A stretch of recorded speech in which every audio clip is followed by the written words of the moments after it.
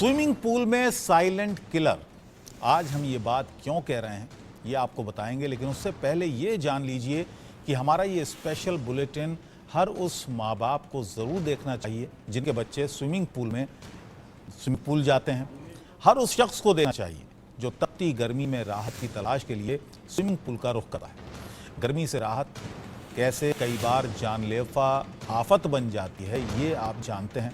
देश के कई शहरों में हाल के दिनों में ऐसी घटनाएं हुई हैं जिनमें लोग दहशत में आ सकते हैं। सवाल उठता है कि आखिर स्विमिंग पूल में मौत का कसूरवार कौन है। हम आज स्विमिंग पूल से जुड़े कई हादसों की पड़ताल भी करेंगे और आपको ये भी बताएंगे कि कैसे आप इन हादसों से बच सकते हैं।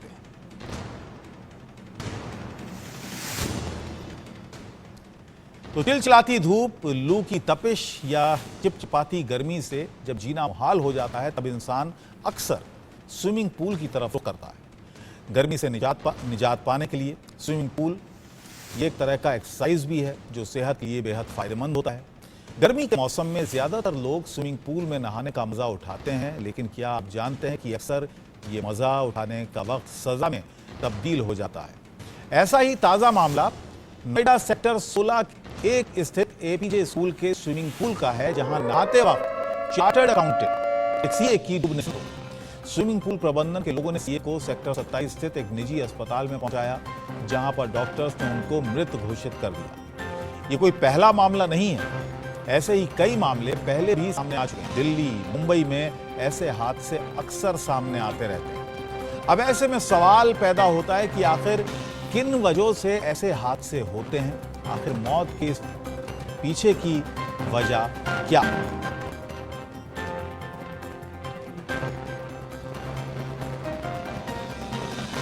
तो वाकई सिचुएशन काफी अलार्मिंग है क्योंकि कई घटनाएं ये सामने आ चुकी हैं। इसमें जांच कराई जा रही है और कमेटी है इसमें एक पीडब्ल्यू टेक्निकल रूप से एक पीडब्ल्यूडी भी है और एक स्विमिंग जो एसोसिएशन के जो सचिव सर हैं वो भी हैं। तो कमेटी के उसमें जांच की जाएगी, जो जैसी जांच आख्या आएगी इसके नियम संगत कार्रवाई की जाएगी। कमर्शियल यूज नहीं कर सकते लोग, कमर्शियल यूज के लिए मना है। उसके लिए भी कुछ मीडिया में संज्ञानित कराया गया था, उसमें भी जाँच जारी है और जिला क्रीड़ा अधिकारी उसमें जाँच कर रही है। तमाम स्कूलों में सर जितने भी स्विमिंग पूल में कमर्शियल इस्तेमाल किया जाता है तमाम स्कूलों वो मीडिया ने संज्ञानित कराया, मीडिया के माध्यम से संज्ञान में आए हैं। हमें 5-10-15 स्कूलों के नाम संज्ञान में आए हैं, तो उसमें जिला क्रीड़ा अधिकारी इसमें जांच कर रही हैं। कोई नोटिस वगैरह भी जारी किए गए? हाँ, नोटिस जिला क्रीड़ा अधिकारी की तरफ से कुछ जारी किए गए हैं। और सीधे नोएडा का रुख करते हैं। मेरे सहयोगी महेंद्र माही इस वक्त मेरे साथ जुड़ चुके हैं। महेंद्र, ये बताएगा कि काफ़ी ये जो हादसा हुआ है काफ़ी दिल दहला देने वाला ये हादसा है। ये बताएगा कि ये जो सीए जिनकी मौत हुई है इनकी एज क्या थी, किस तरह से आखिर क्या कुछ सामने आया उनकी मौत के पीछे की वजह। देखिए, अगर हम बात करें स्विमिंग पूल की नोएडा में, तो नोएडा में ऐसे हजार अवैध स्विमिंग पूल हैं जो इलीगल तरीके से चल रहे हैं। ना ही उन पर रजिस्ट्रेशन होता है, ना ही उनका एनओसी होता है और ना ही उन पर लाइफ गार्ड होते हैं जो जान बचा सके।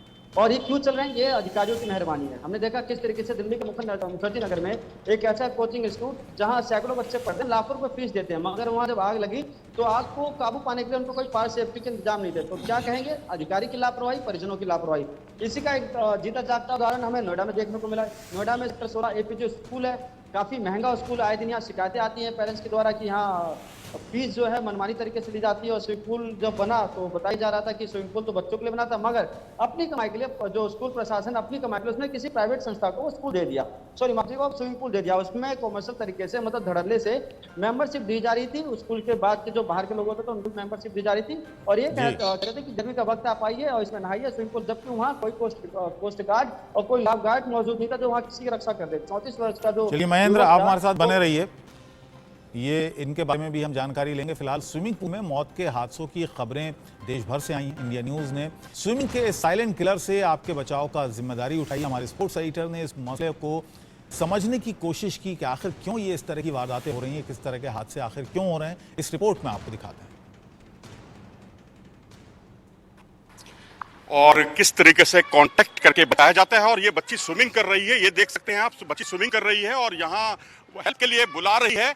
और डूबती हुई स्थिति है उसकी। कोच वहां कूदे हैं लेकिन इन्होंने डाइव नहीं लगाई है और ये देखिए उनका सिर बाहर है और फ्री स्टाइल स्ट्रोक्स करते करते ये बच्ची के करीब तक पहुंचे हैं। अब देखिए रुके क्यों हैं, क्योंकि उनको वो पोजीशन लेनी है जिससे वो उनको बचा सके, क्योंकि बच्ची इस वक्त होश में नहीं है, वो मदद से के लिए बचा रही है। और ये देखिए उन्होंने दोनों कानों को दबा दिया है और दोनों कानों को दबाकर बच्ची का मुंह ऊपर रखा है आसमान की ओर। और अब ये देखिए पांव बहुत तेजी के साथ चल रहे हैं इस समय कोच के और को वो बाहर की तरफ ला रहे हैं। ये एक ऐसी मुद्रा है जिसमें कांटेक्ट तरीके से कांटेक्ट करके आप डूबते की जान बचा सकते हैं। लाइफ गार्ड कम कोच हैं जो कि यहां से निकाल रहे हैं। सिर देख सकते हैं, सिर एकदम स्थिर है और कानों के जरिए पानी अंदर ना जाए उसको दबा रखा है कोच ने। और ये देखिए बाहर आ गए हैं और इस तरह से इस बच्ची की जान बची है। कांटेक्ट तरीके से जान बचाने का एक अच्छा तरीका। और ये बच्ची का जो वजन है वो है तकरीबन 40 से 45 किलो का। तो एक तरीका आपने देखा कांटेक्ट तरीके से किस तरह से किसी की जान स्विमिंग पूल में डूबने से बचाई जा सकती है। और मेरे से मनोज जोशी भी इस वक्त मेरे साथ जुड़ गए हैं, महेंद्र माही नोएडा से मेरे साथ हैं। मनोज, ये रिपोर्ट हम आपकी देख रहे थे, काफ़ी अच्छे तरह से आपने डिस्क्राइब किया इसमें किस तरह से जान बचाई जा सकती है और कौन कौन से तरीके हैं और ये हादसे आखिर हो क्यों रहे हैं इतने। कई जगह से ये खबरें आ चुकी हैं। आवाज नहीं आ रही यार जी मनोज, मेरी आवाज मिल रही है आपको?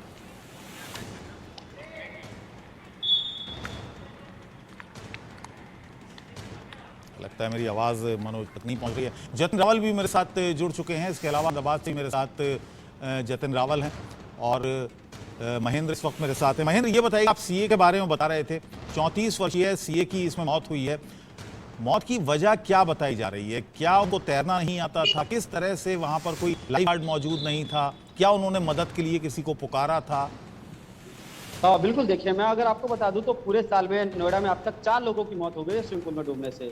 और इसमें लापरवाही सबके सामने आई। जैसे बताया अधिकारी ने किस तरीके से यहाँ हजारों की संख्या में स्विमिंग पूल है, जिसमें से 250 तकरीबन ऐसे स्विमिंग पूल है जिन पर रजिस्ट्रेशन नहीं है, जिन पर पंजीकरण नहीं है, जो कि खेल विभाग से उन्होंने परमिशन नहीं दी। और चूंकि ये पनप इसलिए रहे हैं क्योंकि लोग इस पर आवाज नहीं उठाते, अधिकारी चुप बैठे रहते हैं क्योंकि उन पर मोटा पैसा जाता है। यहीं अगर बात करें, देखिए 1000-1500 रुपये ये फीस लेते हैं, मगर सुरक्षा के इंतजाम के नाम पर ये खाना पूर्ति करते हैं। वहाँ कोई गार्ड मौजूद नहीं रहता, वहाँ किसी तरह की कोई बंदोबस्त नहीं रहती। बताया जाता है कि देखिए जैसे हमने देखिए तरीके से खेल अधिकारी सिटी मजिस्ट्रेट उनके साफ तौर पर इतना अगर आप स्कूल के अंदर स्विमिंग पूल का इंतजाम करते हैं या किसी सोसाइटी के अंदर स्विमिंग पूल का इंतजाम करते हैं तो आपको उसको कॉमर्शियल तरीके से नहीं देना होगा। यानी कि बस वहाँ अगर स्कूल के छात्र जा सकते हैं या अगर आप किसी सोसाइटी में तो सोसाइटी के निवासी ही जा सकते हैं। मगर इन सबको दरकिनार करके जो लोग होते हैं ये बाहर के लोगों को मेंबरशिप देने के लिए बताते हैं कि आप इतना में मेंबरशिप कीजिए, मगर जिसमें जान की लापरवाही लोगों को लगानी पड़ती है। और कहीं ना कहीं चलिए महेंद्र, आऊंगा मैं आपके पास, क्योंकि इस तरह की सोसाइटीज में भी बहुत सारे स्विमिंग पूल होते हैं, जरा उनकी भी जानकारी ले लें वहां पर क्या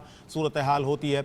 जतिन रावल अहमदाबाद से मेरे साथ जुड़ गए हैं और अनिल चौधरी मेरे साथ गाजियाबाद से, और दोनों ही जगह काफ़ी सोसाइटीज़ हैं, काफ़ी बड़ी सोसाइटीज़ हैं, काफ़ी बड़े बड़े स्विमिंग पूल वहाँ पर हैं। किस तरह की सुरक्षा के इंतज़ाम वहाँ पर होते हैं और देखने को मिलते हैं? जतिन, आप बताइएगा कि अहमदाबाद में भी बहुत बड़ी सोसाइटीज़ हैं, वहाँ पर भी स्विमिंग पूल की व्यवस्था होती है। किस तरह के सुरक्षा इंतज़ाम वहाँ पर होते हैं? क्या इस तरह की दुर्घटनाएँ भी आए दिन वहाँ पर होती रहती हैं अहमदाबाद में?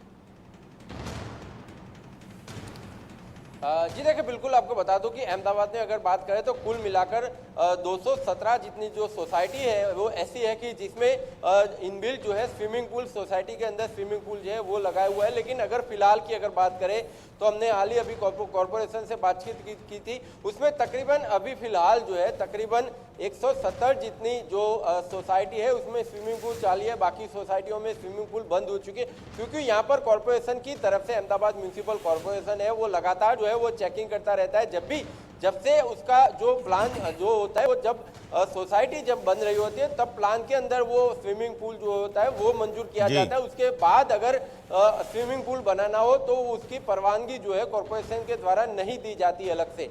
अगर सोसाइटी जब बन रही है तो उसके स्क्वायर फुट के हिसाब से, उसकी जो प्लानिंग के हिसाब से ही उसकी जो स्विमिंग पूल की मंजूरी है वो दी जाती है। उसके बाद भी मंजूरी देने के बाद भी यहाँ पर देखा गया है कि क्वार्टरली जो है कॉरपोरेशन के द्वारा चेकिंग किया जाता है। अगर स्विमिंग पूल बनाया जाता है तो स्विमिंग पूल के आसपास में एक रूम जो है वो आसपास जरूरी रहता है बनाने का, जिसमें लाइफ गार्ड के सारे साधन जो है वो उसमें मौजूद हो। और साथ ही साथ स्विमिंग पूल यहाँ पर सारी सोसाइटियों में मैं चेक किया कि सुबह 8 से लेकर 10 बजे तक ही स्विमिंग पूल जो होता है वो चालू रहता है। और और उस टाइम कोच आता है और कोच की निगरानी में जो है बच्चे जो होते हैं या जो बड़े होते हैं वो स्विमिंग जो है वो करते हैं। उसके बाद स्विमिंग पूल को जो है वो बंद कर दिया जाता है। फिर वहाँ पे चाहे सोसाइटी के भी लोग हो फिर भी उनका जाना जो है उनका वहाँ पे उनको परमिशन नहीं मिलती है।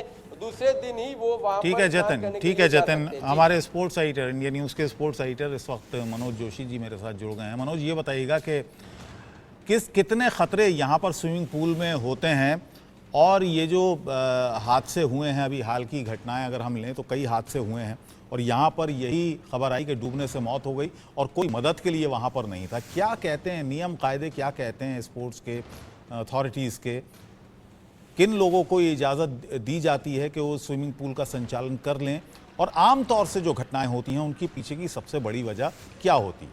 आपने अच्छा तरीका अपनाया कि आप खुद स्विमिंग पूल पहुंच गए।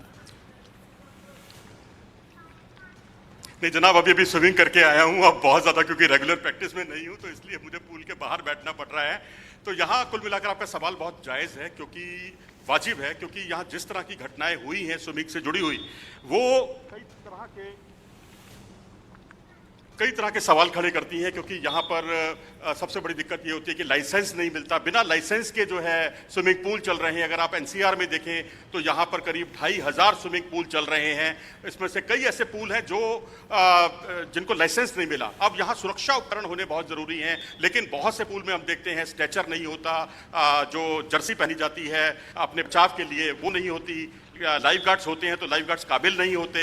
अभी हम आपको कुछ एक ऐसे लाइफ गार्ड से मिलवाएंगे और वो भी आप बताएंगे कुछ तकनीकी पहलुओं के बारे में कि बेसिक चीजें तक यहाँ नहीं होती और संवेदनशील मामले को किस तरह से हल्के से लिया जाता है। अगर आप चेन्नई की घटना देखें, वहां पर तो 4 लोग मौजूद थे, उसके बीच में यह घटना हुई। मुंबई में देखें, दिल्ली में देखें और नरेला की घटनाएं देखें, ये सारी घटनाएं एक ही तरह की कहानी को बयान करती हैं। तो यहाँ कुल मिलाकर मैं कहूंगा सुरक्षा उपकरणों के प्रति जागरूकता की कमी है, और ये कमी अगर रहेगी तो स्विमिंग पूल में जो है बच्चे इसी तरह से डूबते रहेंगे। कुछ रिपोर्ट्स हमें भेजी हैं मनोज, 14 साल तक के बच्चे जो हैं यहाँ डूबे हैं, और ये एक ऐसा सवाल है, कई तरह के उन्होंने सवाल खड़े कर दिए हैं।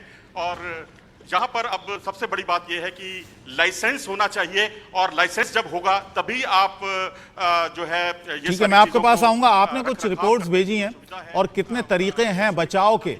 3 तरीके हैं बचाव के। एक तरीका हमने अपने दर्शकों को दिखाया भी कि कॉन्टैक्ट तरीका, किस तरीके से सर ऊपर रखकर जो लाइफ गार्ड है वो बच्चे को बाहर निकाल रहा है या व्यक्ति को बाहर निकाल रहा है। 2 और तरीके हैं, वो भी जरा हम अपने दर्शकों को पहले दिखा दें कि कौन कौन से वो तरीके हैं जिससे जान बचाई जा सकती है किसी की।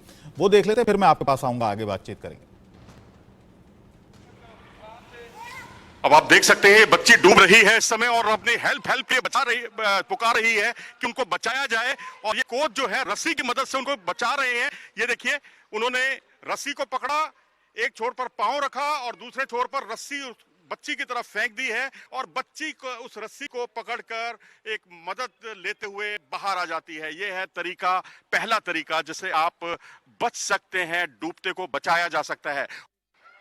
और ये देखिए बच्ची के डूबने का दूसरा तरीका, और यहाँ पर उसको बचाने के लिए कोच बिल्कुल लेट गए हैं, बिल्कुल पूल के बाहर, और रॉड उन बच्ची की तरफ फेंकी है और बच्ची रॉड की मदद लेते हुए ये देखिए बाहर आ गई हैं। ये दूसरा तरीका है बचाने का।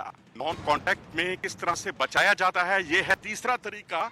और यहाँ बच्ची हेल्प के लिए पुकार रही है और उनकी तरफ लाइफ बॉय फेंका गया है। लाइफ बॉय जो होता है ये एक तरह का टायर नुमा होता है, इसमें कोच बाहर से इंस्ट्रक्शंस देते हैं। कोच नहीं उतरते उसमें, लेकिन उनको कहा जाता है कि अपने पैरों को तेजी से चलाइए, आपकी लाइफ का मामला है। और अब यहाँ पर कोच लाइफ बॉय को पकड़ खींचने की कोशिश कर रहे हैं और ये बचा लिया गया। ये देखिए, ये है तीसरा तरीका। हमने आपको 3 तरीके बताए हैं नॉन कांटेक्ट के।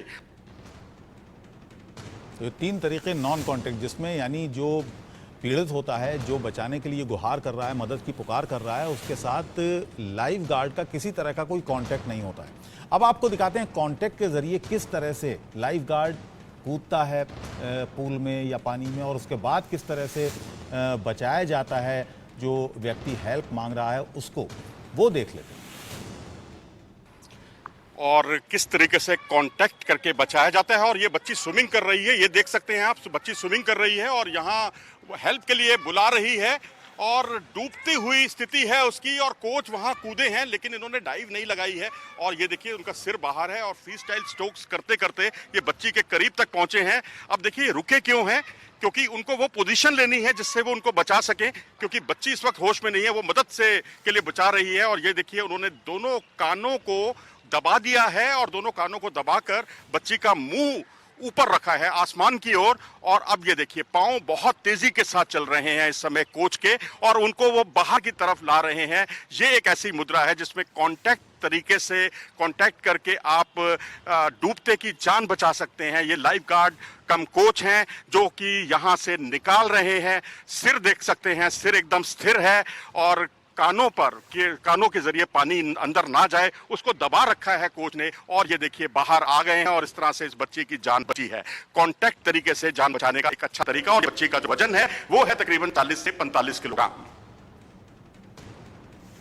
यहाँ पे 4 तरीके देखे किस तरह से बचाया जाता है। जो भी व्यक्ति मदद मांग रहा हो पानी में डूबने से, किस तरह से किसी को बचा सकते हैं। हमारे सभी मेरे सहयोगी बने हुए हैं मेरे साथ। इसके अलावा संजीव शर्मा जी भी मेरे साथ जुड़ गए हैं जो कि प्रोफेशनल लाइफ गार्ड हैं। इसके अलावा मुंबई से अभिषेक भी अब मेरे साथ जुड़ चुके हैं, मुंबई से भी, क्योंकि गोरेगांव से ये खबर आई थी कि वहाँ पर भी इस तरह का कोई हादसा हुआ है। मनोज जी ये बताइएगा कि जो स्विमिंग पूल होते हैं वहाँ पर जितने भी लोग जाते हैं, जो एडल्ट होते हैं, जाते हैं, तैर सकते हैं, क्या उनको भी लाइफ गार्ड की ज़रूरत होती है? क्योंकि पानी इतना तो नहीं होता है, क्योंकि बहुत सारे और भी लोग होते हैं जो एक दूसरे का साथ वहाँ पर दे सकते हैं। इतना गहरा पानी नहीं होता है, कंट्रोल में होता है, बहाव नहीं होता है, ऐसे में भी ये हादसे होते हैं। इसकी वजह क्या है?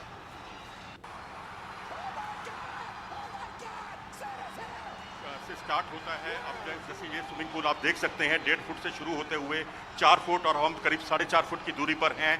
और इसको 50 मीटर के पूल को 25 मीटर के 2 हाफ में बांटा जाता है और यहाँ 6 मीटर अधिकतम गहराई है। लेकिन जो नॉर्म्स आए हैं अब दिल्ली सरकार के उसमें इसको 5 फुट कर दिया गया है। 5 फुट से ज़्यादा आप नहीं कर सकते। मेरे साथ इस समय लाइफ गार्ड और कोच यहाँ पर मौजूद हैं वीरेंद्र जी। वीरेंद्र जी सबसे पहले तो मैं आपसे ये जानना चाहता हूँ कि जो आमतौर पर कहा जाता है कि लाइफ गार्ड जो है उतने काबिल नहीं होते और 1500 मीटर कम से कम उनको रोज फ्री स्टाइल स्विमिंग करनी चाहिए, उसके बाद ही वो इस लायक होते हैं कि किसी 70 किलो या 80 किलो के वजन के खिलाड़ी का जो सीख रहा है उसको बचा सकते हैं। उसके लिए लाइफ गार्ड को प्रैक्टिस की जरूरत होती है, स्टैमिना होता है। एक नॉन कॉन्टेक्ट और कॉन्टेक्ट में जाना होता है। तो जैसे कोई डूब रहा है तो पानी में तो वेट हल्का होता है, उसमें वेट का कोई इशू नहीं होता। कैरी होती है कि मतलब कैसे हम बचा सकते हैं उसको। और लाइफ गार्ड की प्रैक्टिस कम से कम 1000 मीटर 1500 मीटर डेली होनी चाहिए। आपको लगता है 1500 मीटर सभी स्विमिंग पूलों में लोग लाइफ गार्ड इतनी ट्रेनिंग करते हैं? मैं तो करता हूँ, औरों का पता नहीं। चलिए दूसरी बात ये कि अगर 25 किलोग्राम का एक वजन अगर पूल के बिल्कुल निचली सतह पर फेंक दिया जाए तो आपको लगता है कि कोई भी लाइफ गार्ड उसको उठाकर ला सकता है? क्योंकि जब वो 25 किलो का वजन ही नहीं उठा सकता, क्योंकि हमने इस तरह का एक नहीं दो नहीं डीडीए के तमाम स्विमिंग पूल्स में देखा, दिल्ली प्रशासन के पूलों में देखा और तमाम पूलों में देखा तो 25 किलो का वजन उठाकर नहीं ला पाता। तो ऐसी स्थिति में क्या आपको लगता है कि वो 70 किलो के आदमी को उठाकर बाहर ले आएगा? आदमी और वेट में फर्क है। जो चीज़ फ्लोट करती है वो पानी में हल्की होती है, ठीक है, और जो फ्लोट नहीं करती कम वेट होता है उसको मतलब उठा के ला सकते हैं। तो प्रैक्टिस करते हैं वो ला सकते हैं। जो मनोज जी आपके पास मैं आऊंगा, गाजियाबाद चलेंगे। मेरे सहयोगी अनिल चौधरी मेरे साथ बने हुए हैं। अनिल ये बताइएगा कि गाजियाबाद में बहुत सारी सोसाइटीज हैं, कुछ नई सोसाइटीज बन रही हैं, वहां पर किस तरह के नियम कानूनों का ख्याल रखा गया है? कोई चेक एंड बैलेंस है सरकार का? देखिए वाकई तरीके सामने है तो जैसे ही हमने चेक करने के लिए आज पहुंचे हैं और वाकई पैसे जो है वो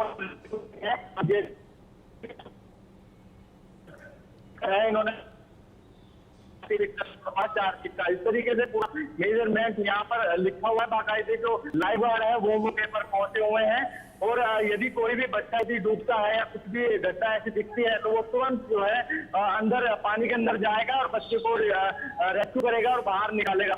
ऐसे ये भी है जो पेरेंट्स हैं वो ही बच्चे को लेकर अंदर जा सकते हैं। इस तरीके की बात भी यहाँ कही जा रही है।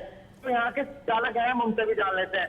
मैम आपसे जानना चाहेंगे किस तरीके के आप प्रिकॉशन ले रहे हैं? कोई घटनाएं ऐसी आ रही हैं सामने के डूबे से बंद हो जा रही है? मेरे पापा से 17 साल से मेरे पापा जी क्या मतलब किस तरीके मेजर आपने रखा हुआ है? आपसे जान लेते हैं सर, आपसे जानते हैं।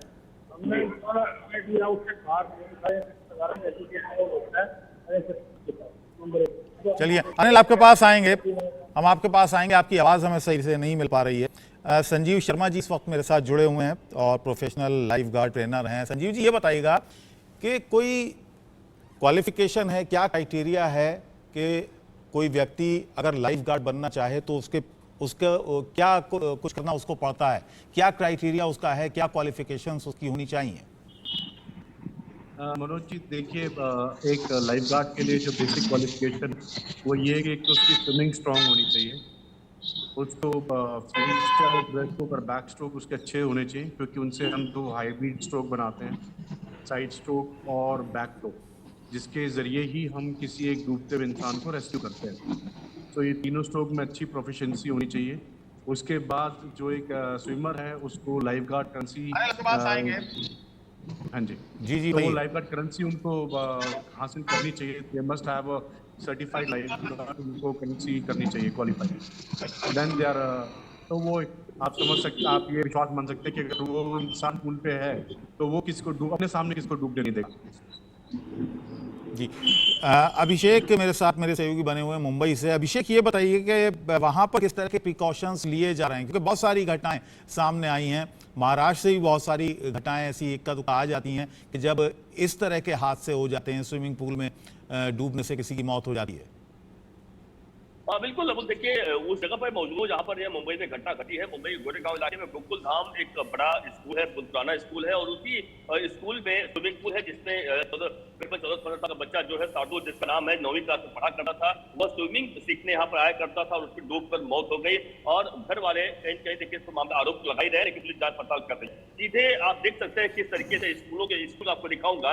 यह देखिए स्कूल जो है, यह आपको अगर मैं दूसरा कैमरा पैन तो आपको दिखाऊं, यह स्कूल है, स्कूल के ऊपर मेन गेट है और यह गोरेगांव के इलाके में स्थित है। इसका नाम है गोकुल धाम स्कूल, और यह पुराना स्कूल। आप देखिए कि यहाँ पर बोर्ड लगा दिया गया, एक नोटिस लगा दिया गया, नोटिस में साफ साफ लिखा हुआ है कि पेरेंट को कहा गया कोई भी स्विमिंग पूल है अगले आदेश तक यहाँ पर बंद कर दिया गया है। आदेश जो है 23 जून को लगाया गया, यानी साफ है, यानी कल जब बच्चा मरा है और उसके बाद से यह सामने आई है। लेकिन हालांकि कहा जा रहा है कि यहाँ पर जो ट्रेनर थे, ट्रेनर यहाँ मौजूद थे और ट्रेनर ने ही बच्चे को निकाला। लेकिन सवाल है उठता है कि अगर 9 का बच्चा है और इसका मतलब उसकी एज 14 साल के आसपास होगी, तो नियम में कहता है कि 14 साल का बच्चा अगर किसी स्विमिंग पूल में जाता है उसके साथ हमेशा तो ट्रेनर और यहाँ पर लाइफ गार्ड हो, ताकि कहीं कोई दिक्कत ना हो। कहीं कहीं कोई गड़बड़ी हुई है, जाहिर सी बात है गड़बड़ी हुई है। इस मामले को लेकर जांच पड़ताल लगातार तेज चल रही है और यही कारण है। आप देखिए ये विशाल स्कूल जो इस वक्त है मेन गेट पे इस वक्त मौजूद हूँ, यह बड़ा स्कूल है। यह स्कूल मुंबई गोरेगांव इलाके में स्थित है। यहाँ पे बड़े बड़े लोग पढ़ा करते हैं, हाई प्रोफाइल स्कूल कहा जाता है। और यह स्कूल है मुंबई के जो देरोसी कोर्ट, गोरेगांव में देरोसी कोर्ट के ठीक सामने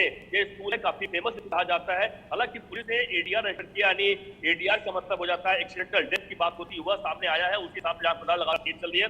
लेकिन पुलिस ये मान चल रही है कि हो सकता है कि इसमें कोई और फाउल प्ले हो, कोई गड़बड़ियां हो, उस बात पर ध्यान रखकर पुलिस जांच पड़ताल तेज कर रही है। यह ग्राउंड तस्वीर आपको दिखा रहा हूं जीरो से, यही वह जगह है जहां पर 10 साल के आसपास का शार्दुल, जिसका नाम 9वीं क्लास में पढ़ा करता था, कोरिया से सीखने आया करता था, करीबन 10 किलोमीटर के आसपास। अभिषेक, आपके पास मैं मनोज मेरे साथ बने हुए हैं। मनोज जी, ये बताइएगा कि हमारे साथ संजीव शर्मा जी भी हैं, वो लगातार हमसे बात रहे थे, वो बता रहे थे कि एक खास क्राइटेरिया है, खास क्वालिफिकेशन है, जो लोग लाइफ गार्ड स्विमिंग पूल में तैनात होते हैं उनकी मुस्तैदी भी जांच पड़ताल होती है।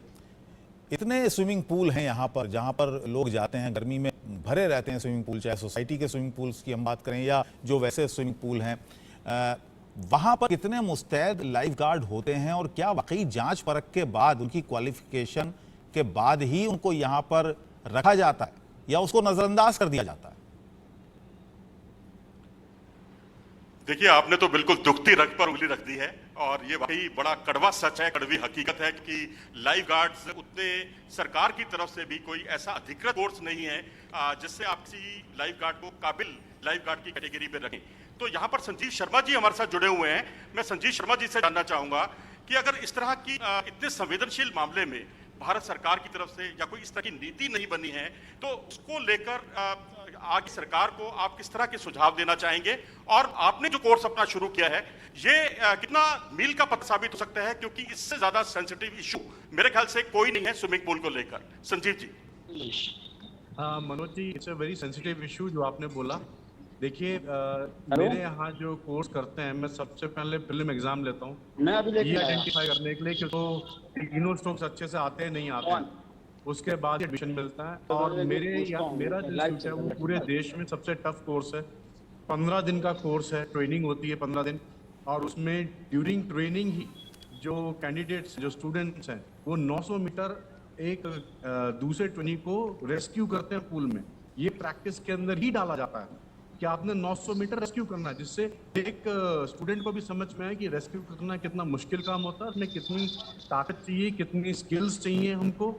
एंड मैं आपको अभी एक इंस्टेंट शेयर करता हूँ पिछले साल का data came to know. I don't know about the agencies, but आप ये देखिए कि गुड़गांव की एक सोसाइटी के अंदर एक लड़का मिला, उसके पास एक फेक सर्टिफिकेट था लाइफ गार्ड का, सर्टिफिकेशन का, और वो सर्टिफिकेट मेरे इंस्टीट्यूट पे था। मैंने पुलिस को भी बोला, लिख में दिया गुड़गांव में भी, और दिल्ली पुलिस विवेक विहार को, कि ये फेक सर्टिफिकेट है, आप इस पे कार्रवाई कीजिए।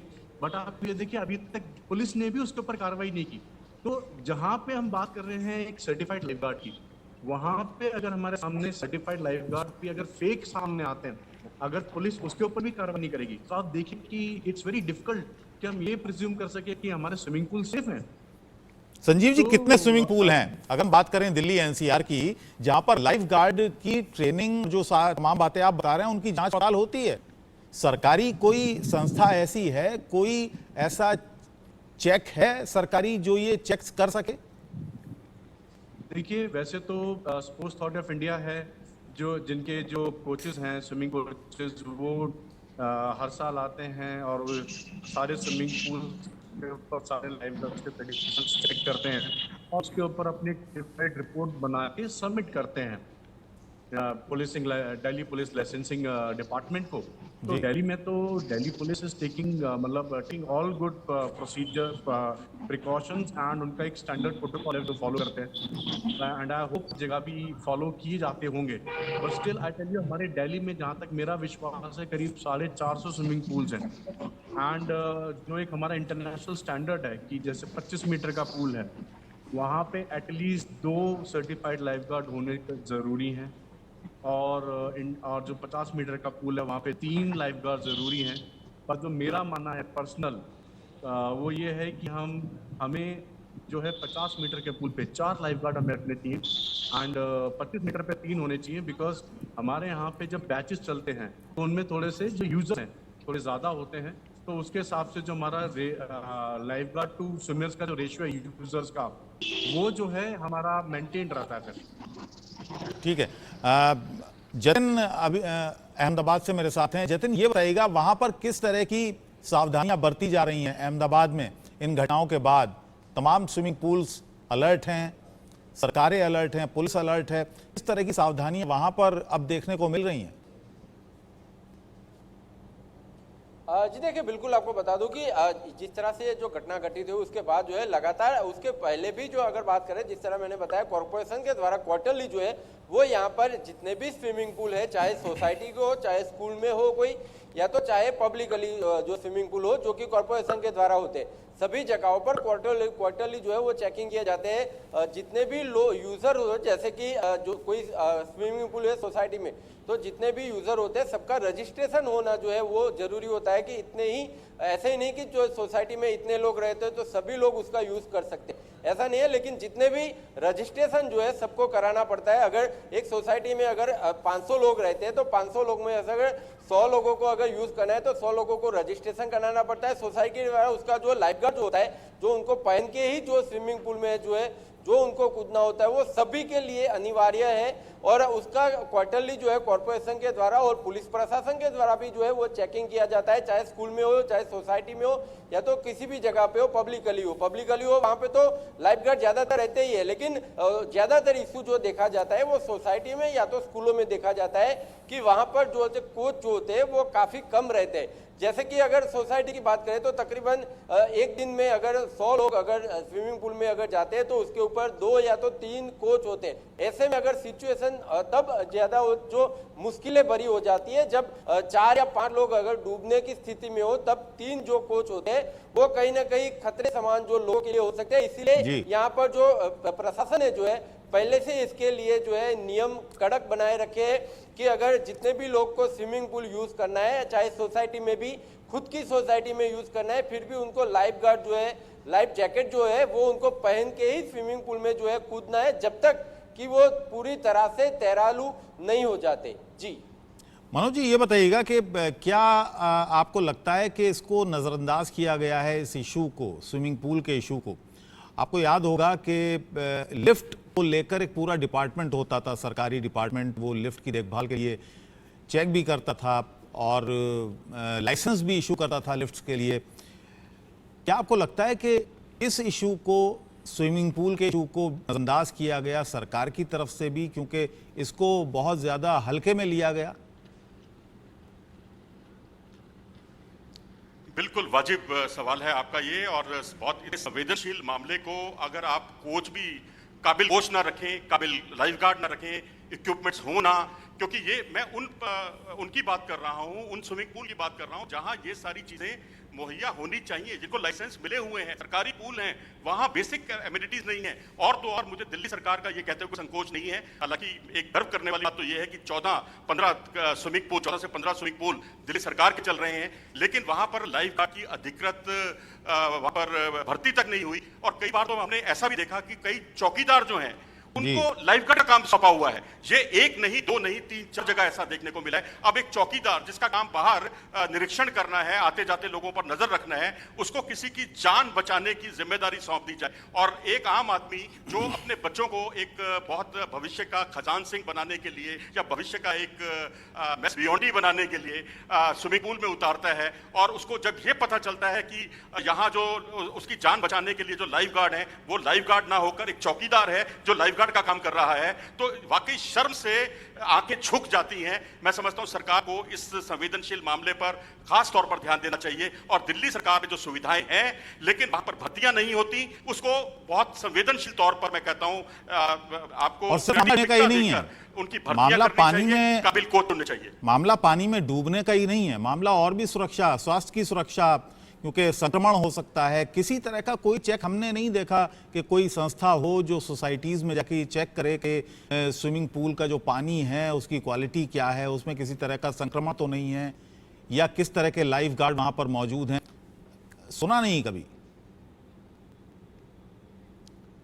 जी बिल्कुल सही कहा आपने, संक्रमण और ये सारी चीजें तो बहुत बाद में आती हैं, क्योंकि हर कोई वैसे पोटेशियम किसका इस्तेमाल करते हैं जब आप सबसे पहले प्रवेश करते हैं? पूल में हम एंटर करते हैं तो पोटेशियम में पैर, इसलिए जो बैक्टीरिया है, सॉक्स वगैरह डालते हैं, जो बैक्टीरिया है वो स्विमिंग पूल में नहीं आती, तो सेफ्टी रीजन, और स्विमिंग पूल में क्लोरीन यूज करते हैं, सारी चीजें हैं। और आते ही आपको पहले एक बात लेना होता है, नहाना होता है, उसके बाद आप पूल में एंटर कर सकते हैं। पहले आपको प्रॉपर स्विमिंग कॉस्ट्यूम और स्विमिंग शावर लेके स्विमिंग पूल में एंटर करते हैं, और जब स्विमिंग पूल से निकलते हैं तब भी शावर लेके फिर चेंज करते हैं।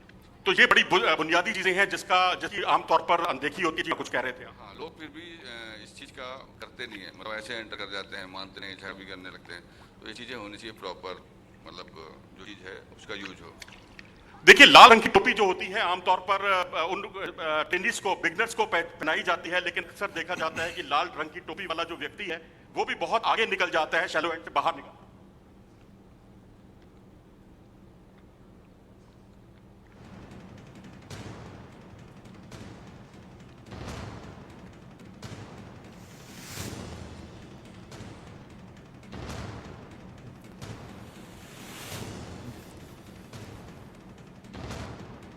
चलिए मनोज जी, आप के पास हम आएंगे। अभिषेक, आप बता रहे थे स्कूल का जो मामला था जिसमें एक 14 वर्षीय बच्चे की डूबने से मौत हो गई थी, उसके बाद किस तरह के कदम वहां पर सरकार ने उठाए? देखिए, अब तक तो कोई ऐसे कदम नहीं उठाए गए हैं बोल कि इस पर मामले पे कोई हम कह सकते कोई बड़ा कदम उठाया गया है। देखिए, एक बड़ी घटना सामने बिल्कुल आई है। पौष इलाका कहा जाता है, मुंबई का गोरेगांव इलाका, गोकुल धाम इलाका पौष इलाका कहा जाता है। इस इलाके में अगर स्विमिंग पूल में बच्चे जब यहाँ पे आते हैं स्विमिंग करने के लिए तो कहीं न कहीं लापरवाही तो हुई है। हालांकि तो मामले पर पुलिस जांच पड़ताल कर रही है। मुंबई और आसपास के इलाकों में तमाम ऐसे सैकड़ों स्विमिंग पूल है जहां पर लोग जाकर पैसे देकर स्विमिंग सीखते हैं ताकि उनका बच्चा अच्छा तैराक बन सके, तैराकी में अच्छा नाम कर सके। और जिस तरीके से महाराष्ट्र के ऐसे बच्चे सामने निकले कि उन्होंने कई बड़े लंबे लेवल पर तैराकी में भाग लिया है और देश का नाम भी रोशन किया है। और कहीं कहीं ये चाहते हैं कि जो बच्चा मरा है शार्दुल, इनके पिता जो मुंबई के दिल्डोजी कोर्ट पे काम किया करते हैं, उन्हें दोपहर में खबर जाती कि उनका बच्चा एडमिट हो चुका अस्पताल में, लेकिन जब उन्हें दूसरे स्थल लिया जाता तब वो डिक्लेयर किया जाता डॉक्टर द्वारा कि उनका बच्चे का डेथ हो चुका है। जैसा कि साफ साफ हमें जानकारी सामने आई है कि बच्चा जब डीप पानी में जाता है वो डूबने लगता है, तत्काल अनिल, इन घटनाओं के बाद किस तरह के रिएक्शन लोगों के मिल रहे हैं, खासतौर से माँ बाप के जो अपने बच्चों को लेकर जाते हैं स्विमिंग पूल?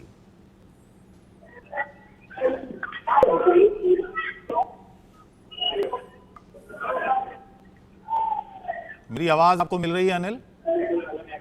बिल्कुल, मैं आपको बता दूं, जिस तरीके की घटनाएं सामने आई हैं तो कहीं ना कहीं मानवीय भूल तो होती है, और खुद भी हमें ध्यान रखना होता है कि आप जब हम स्विमिंग पूल में जाते हैं और अपने बच्चों को लेके जाते हैं तो जो गहराई है उस पानी के अंदर ना लेकर जाए। तभी हम दिखाना चाहेंगे तो हम देख सकते हैं किस तरीके से जो बच्चे हैं वो तैर रहे हैं, यहाँ पर दिखाई देंगे स्विमिंग करते हुए देंगे। वो साथ ही बहरा है वो 3 फुट का है, वो आप देख सकते हैं 3 फीट का है। उससे आप आगे जाएंगे तो कहीं ना कहीं खतरे के निशान पर आप जा रहे हैं, क्योंकि अपनी हाइट के हिसाब से हमें डिसाइड करना होगा है हमें कितने पानी के अंदर जाना है।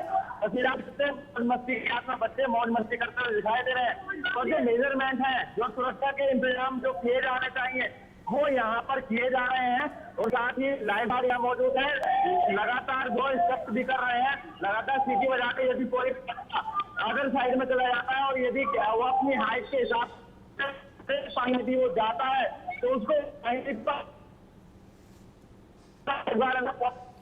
ठीक है जतिन, आप बताइएगा वहाँ किस तरह के रिएक्शंस मिलते हैं इन घटनाओं के बाद? किस तरह से माँ बाप जो हैं वो अपना कंसर्न दिखा रहे हैं?